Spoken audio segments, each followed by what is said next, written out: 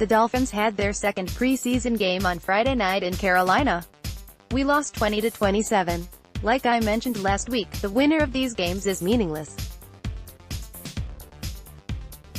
These games are opportunities to possibly test out some plays from training camp and for the players to show they want to be on the team come end of preseason. Collectively as a team, the Dolphins struggled. However, several individual players made some definite impacts on the game and shined like a lighthouse on a foggy night. If you followed the game on Twitter, like myself, you will find mixed reactions from fans, some good and ugly ones. Personally, I rarely overreact or put too much emphasis on the first couple preseason games. That being said, several players stood out that definitely give me hope for this upcoming season. There were several players to choose from, but I narrowed mine down to 3 top players from Friday's game. Ryan Tannehill has to be my first mention. I saw a quarterback come out that was decisive, accurate, and played with confidence. Honestly, watching him play and not knowing anything about him, I would have a hard time believing he came from having a year off from a major surgery. He completed 100 yards on 14 of 17 passes. Sacks on him were 0. Interceptions were 0. He should have had a touchdown or 2, if it weren't for offensive penalties causing negative plays and resulting in unfavorable third down conversions. With that being said, he was leading our offensive down the field while missing some of our key starters like Stills. I'm also liking the chemistry between Tannehill and Amendola. I have a feeling they are holding back on us a bit because it's preseason, and we have yet to see what these two can truly do once the season starts. Let's remember, it was the second preseason game, which has 0 impact on the 2018 season. I'm not disappointed in what I saw out of Tannehill. I see a quarterback who is continuing to grow as a confident leader of our team. Tannehill just had national media attention for tossing Ballage out of the huddle last week, during training camp, due to causing a sack. I remember many fans voicing how they were wanting a more vocal, confident quarterback back in 2015-2016 seasons. Well, you're getting one, fans. Real quick, anyone else get a bit triggered by the announcer's pronunciation of Tannehill during the game Friday? Just me? Here is an example of one of Tannehill's solid passes to Grant for a 12 yards gain and first down. Hear how he said Tannehill. It's pronounced as Tan-of-Hill, not Tawny Hill. You're welcome. Moving on.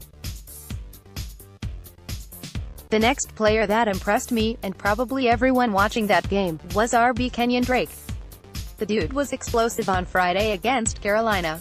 Dolphins acquired Drake as a third-round draft pick in 2016 from Alabama. Side note, I remember when we drafted him. It was a love-hate moment for me. I'm a big Auburn fan, so that means I never root for Alabama. Well, I have to say I'm grateful he had a successful college career there. Drake carried 8 times for 54 yards on Friday, including a 34 yards run. I could fill this article with multiple video clips of plays like the one above. Let's take, for example, this clip from Drake from 2017 at the Monday Night Football game against Carolina. I happened to be at that game. It was brutal to watch, but did have a few decent plays. Here is another impressive play. Last year at MNF's game, we actually won, at home against Patriots. I was at that game and it was definitely fun to watch. I mean, Brady was outplayed by Cutler. Probably the highlight of 2017 for me. Alright, one more clip because it's too beautiful to miss. Here is Drake with a 96 yards punt return for a touchdown Week 9, 2016, at home against Jets. This play caused us to win that game. Yes, I was at this game too and it was glorious. Alright, I may have a slight crush on Drake, but who wouldn't? I believe I can say that we are all looking forward to Drake having a breakout season. PFF is right about this guy. The third player I wanted to mention, who had a killer game, is Robert Quinn. We only just acquired him in March, but he is proving he was worth the trade and draft picks. He's an explosive player and is playing in these preseason games like he is at training camp. It was only a preseason game, but man do I hope to see him take down quite a few more quarterbacks this season. Please please please let one be Brady. Here was Quinn's first sack against Cam Newton. Did you enjoy that? Well, according to Quinn himself, as quoted by Joe Schad of Palm Beach Post, he said, "But I always have that mindset every year. To break records. Do something extreme. Yes, please do." Here is his second sack on Newton, one more from Rob Quinn with some commentary from Baby Houts. Again, Matt Khalil is a fossil, but Quinn had his way with the former Pro Bowl tackle. Sack. Is Quinn turning into a Cameron Wake? When Robert Quinn looks in the mirror, does he see Cameron Wake? Quinn has his second sack plus a pressure.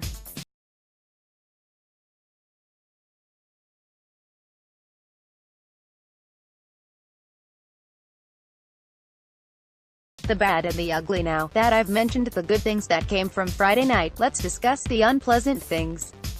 I'm combining the bad and the ugly into one section, because the penalties and red zone playing combined is what cost us the game. We absolutely struggled in the red zone. Tannehill took the offense down the field, but then because of a holding or pass interference call, we were pushed back. So, instead of a 3rd and goal or 3rd and 5, most our third downs were 12-plus yards. In Sunday's press conference, Gase was asked about what he thought of the red zone and third down conversions during the game, and he replied, "It comes from second down. Penalty. Negative plays. We have to clean up our play on first and second down." Here is a bit of what all Gase said on Sunday about the red zone offense. I believe Gase when he said they have some plays they will not be showcasing during preseason. Yes, Friday night had some vanilla play calling, but did fans really expect Gase to treat that game, the second preseason game, like a regular season game? You'd think so based on fan reaction on Twitter that night. The Dolphins need some work for sure. For instance, you can see where our team is missing Sue. I still wish we could have afforded to keep him plus add-on players like Quinn in the offseason, but we don't always get what we want. However, one positive note to mention was the signing of the return of veteran D.T. Langford on Tuesday and him playing Friday. When asked about signing him on Sunday, Gase stated, "His name kept coming up since the spring." Gase continued with, "He crushed it," when asked about his conditioning test. Final thoughts. I believe the Dolphins are on the right path. Coach Gase, along with Tannehill, recognizes the areas of weakness that needs improvement and have admitted as much. In 2016 the Dolphins came back from a rocky start to make a winning season at 10-6 and make the playoffs.